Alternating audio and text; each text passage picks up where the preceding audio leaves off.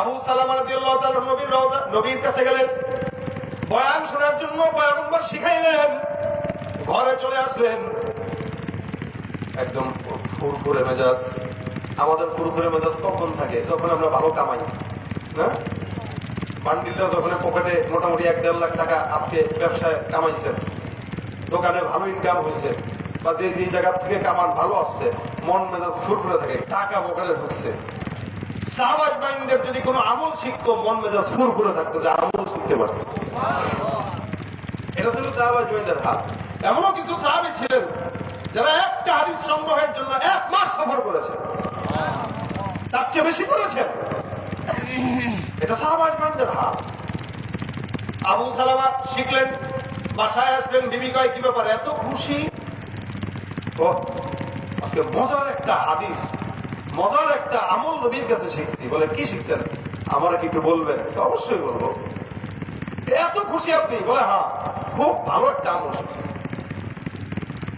আমাদের আগামী বুজুর্গরা কোনদিন যদি শিখতো, তাদের কওল আছে আইনা আবনাউল মুলুক মিন হাদিহিল লাজ্জা, তারা আওয়াজ দিয়ে বলতে, আরে দুনিয়ার বাদশারা কোথায়?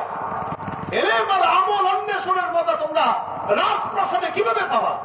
আমাদের কাছে আসো, তাহলে ইলম আর আমলের মজা পাবো। সুবহানাল্লাহ। ইলম আমলের মজা তো এই টিনের ঘরে আছে, যেখানে ক্বালা ক্বালা রাসূলুল্লাহ বলা হয়। সুবহানাল্লাহ।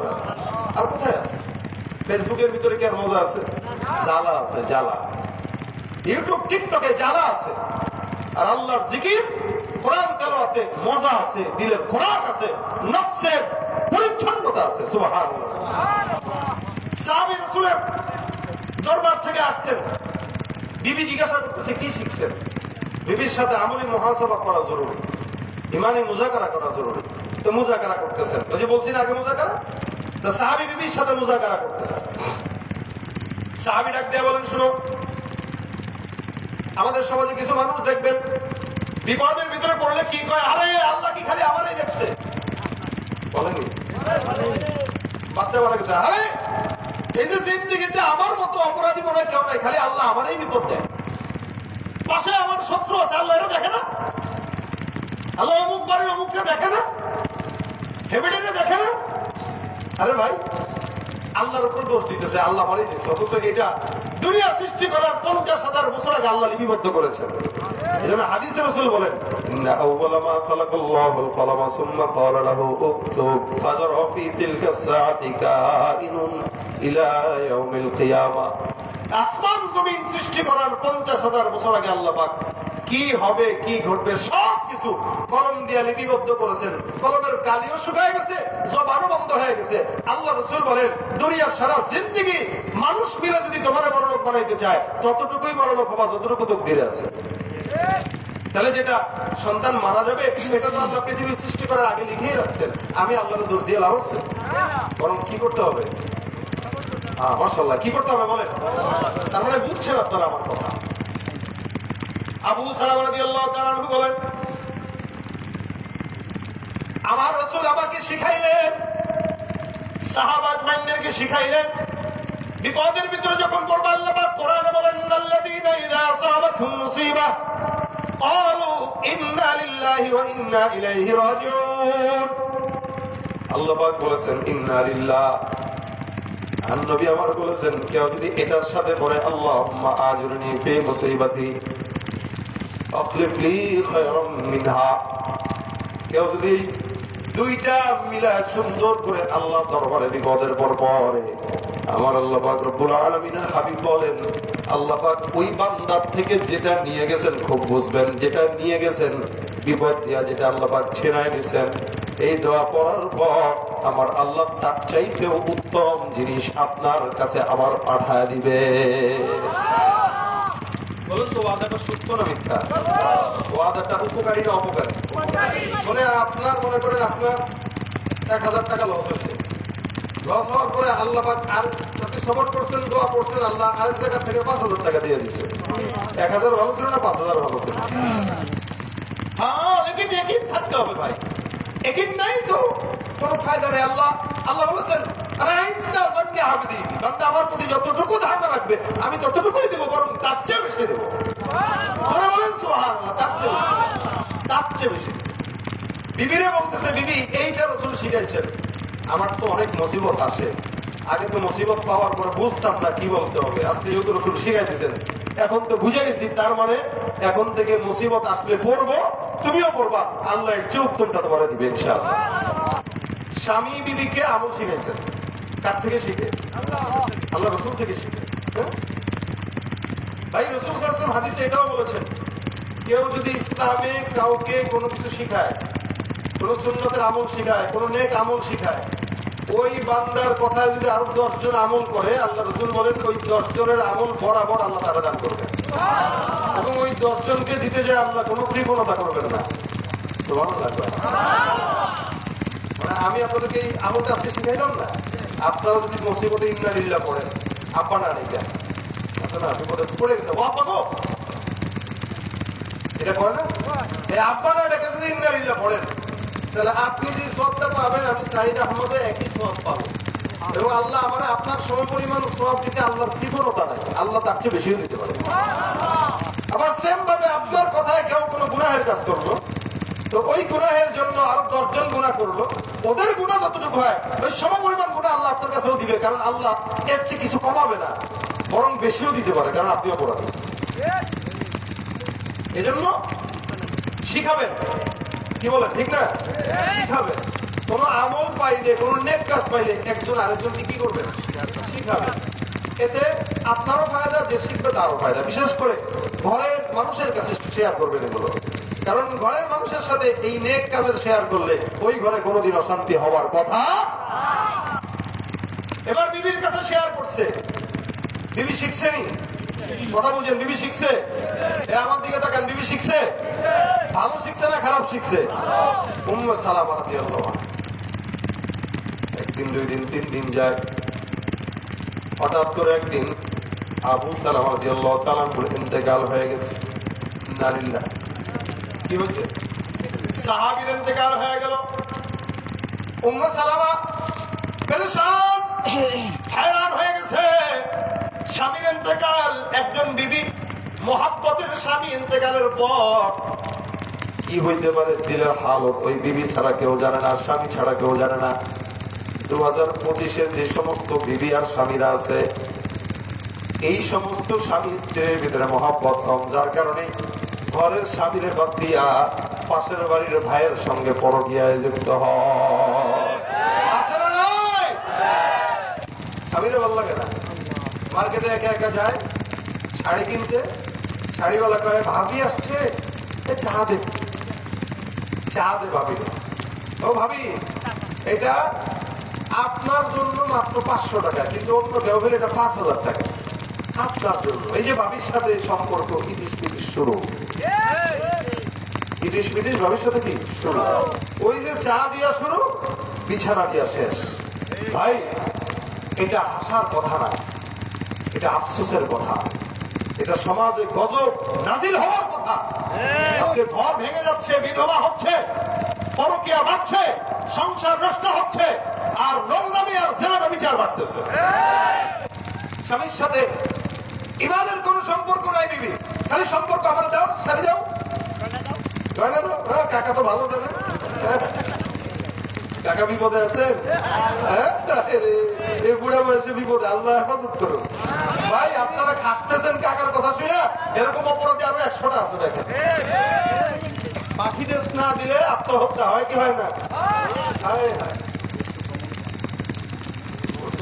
জবাব তো কাকা কমর ইনশাল্লাহ জান্নাতে আল্লাহ দিবে, জান্নাতে আল্লাহ দিবে। বিয়ে করছেন আর একটা, আরে এটাও গেছে গা, ওই যে প্রথমটাই ভালো, পরে যেগুলো আসে এগুলো আর কামের নাও কামে, কথা কয় না। আজকে এক দলে দেখি খালি একাধিক বিয়া নিয়ে গল্প করে, একাধিক বিয়া মাস না চলে যাবে, একটা বলতে পারবে একাধিক কথা কয়। দেখছেন না কাকা, কাকা তো এনে আমার জীবন তো উদাহরণ সামনে বসা, ও মরে গেছে, পরেরটা আসছে, হেরাও ভেঙে গেছে, আসবে নিতে আসবে, দিতে আসবে না। যাক আল্লাহ হেফাজত করুক, প্রত্যেকটা সংসারে আল্লাহ শান্তি দেয়। উম্মে সালামার স্বামী মারা গেছে, আপনি মনে করছেন উম্মে সালামা 2025 সালের নোংরা মেডিকেল মতো? হ্যাঁ, আস্তাগফিরুল্লাহ। সাবাজ মাই উম্মে সালামার পরিচয় একটু করে জানবেন আপনারা। কতটুকু কবুলিয়াত নারী, মকবুল নারী, কতটা দামি নারী। তার স্বামী মারা গেছে, কান্নাকাটি তো করবেই। নবীও পড়ছেন তুমি 3 দিনের বেশি না, সব কয় দিন?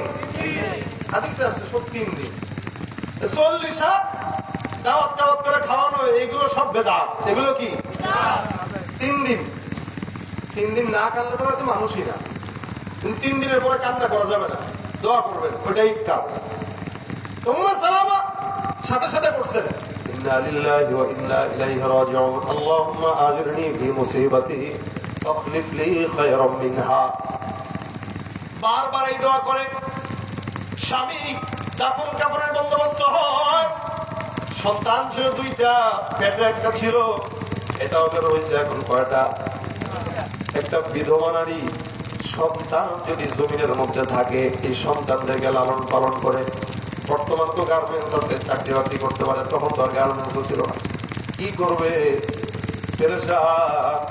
এই সময়ের মধ্যে সাহাবাজ মাইন্ডের তরফ থেকে সাহাবাজ মাইন্ডের হালত ছিল এরকম, তারা একাধিক বিয়া পশ্চিম কালেও তাদের জৈবিক চাহিদার কারণে করতেন না, তারা একাধিক বিয়া করতেন আল্লাহর সন্তুষ্টির জন্য। এমন এমন আনসার সাহাবী ছিলেন যারা যুদ্ধের ময়দানে গেছে, তো একজন নতুন মুসলমান হয়েছে, মেয়ে নাই। তো ভাই এখন এই সময় কি করা? আমার তো 2টা বউ, আমি একটা কাজ করি, একজনকে তালাক দেই, তুমি তাকে বিয়ে করো। কারণ মেয়ে তো নাই, বিয়ে তো তোমার দরকার আছে। নিজের বউকে তালাক দিয়ে আরেক মুসলমান ভাইকে বিয়ে করার জন্য সহযোগিতা তারা করেছে। করবেন নি আপনি? আমি করবো? ওটা সুবহানাল্লাহ, নজর দিলেই তো শেষ। স্বাভাবিক, এটা গায়রাত আমার, এটা আমাদের গায়রাত, আত্মমর্যাদা। সামাজ মাইন, তার মানে বোঝা গেল তারা তাদের বিবাহটা সম্পূর্ণ আল্লাহর সন্তুষ্টির জন্য করেছে, নফসের খায়সাতের জন্য না। সাহাবাজ মাইন তাদের তরফ থেকে একাধিক বিয়ের প্রস্তাব যায়। উম্মে সালামা বলে না না, বিয়ে যদি করা লাগে আমি আল্লাহর কাছে দোয়া করে চেয়ে নিচ্ছি, আল্লাহ যেটা আমার থেকে নিয়ে গেছো যদি দেওয়া লাগে তার চেয়ে উত্তমটা দিলে আমি তাহলে নিব, না হয় নিব না। কারণ আমার আবু সালামা যত সাহাবাজ মাইন আমাকে বিয়ের জন্য প্রস্তাব পাঠায়, আমার কাছে সবার চাইতে উত্তম হলো আমার স্বামী আবু সালামা।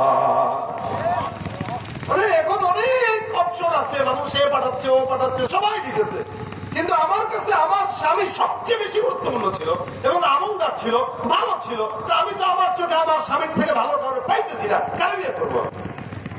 রাজি হইতেছে না, যদিও কষ্ট হইতেছে। 1 দিন 2 দিন 3 দিন যায়, হঠাৎ করে হালত খারাপ, খাইতেও পায় না। এমন সময় পয়গম্বরের কাছে তারা হালত যায়। মনে রাখবেন আল্লাহর নবী পয়গম্বর 11টা বিয়ে করেছেন, 2টা দাসী ছিলেন। নবীর এই যে এতগুলো বিবি, সবগুলো বিবাহ কেবলমাত্র দ্বীনের স্বার্থে আল্লাহর আদেশে আল্লাহর নবীকে আল্লাহ করায় দিছে। করাইছেন কি রাসূলের বিয়েগুলা? প্রত্যেকটা বিয়ে আল্লাহ পাকের হুকুমে উম্মতের ফায়দার জন্য। আল্লাহ পাক এগুলোতে রাসূলের জৈবিক চাহিদা রাখেন না। যদি রাখতেন 25 বছরের একজন যুবক কখনো খাদিজাতুল কুবরাকে বিয়ে করতেন না। রাসূল সাল্লাল্লাহু আলাইহি ওয়াসাল্লাম, তার মানে আল্লাহ পাক রব্বুল আলামিনের হাবিব জৈবিক চাহিদা নয়, দ্বীনের জন্য বিয়ে করেছেন। উম্মতের ফায়দার জন্য এক একটা বিয়ে উম্মতের শিক্ষার জন্য। 1 দিন 2 দিন 3 দিন যায়, এমন করে হঠাৎ করে রাসূলের কানে খবর গেল আল্লাহ নবী সাল্লাল্লাহু আলাইহি ওয়াসাল্লামের আল্লাহর হুকুমে রাসূল সাল্লাল্লাহু আলাইহি ওয়াসাল্লাম উম্মে সালামার কাছে পয়গম্বর বিবাহের প্রস্তাব পাঠায় দেন। সুবহানাল্লাহ। বলেন তো উম্মে সালামা দোয়া করছেন আল্লাহুম্মা আজরনি ফি মুসিবাতি। এতক্ষণ যে সমস্ত সাহাবা আজমাইনদের তরফ থেকে বারবার এই সমস্ত প্রস্তাব আসছে সব ফেরত দিয়েছেন। কোন নিয়তে? উম্মে সালামা আল্লাহর কাছে বলছেন, আল্লাহ আমার নিয়ত তো আপনি জানেন, আমি এমন স্বামী গ্রহণ করব যে আমার স্বামীর চাইতেও উত্তম। আমার আল্লাহ নবী সাল্লাল্লাহু আলাইহি ওয়াসাল্লাম এখন প্রস্তাব পাঠিয়ে দিয়েছেন, বলেন তো উত্তম হয়েছে না অনুত্তম হয়েছে? উম্মে সালামা রাদিয়াল্লাহু তাআলা পেরেশান হয়ে গেছে, কি রে আসমান থেকে যেন পড়লো এত বড়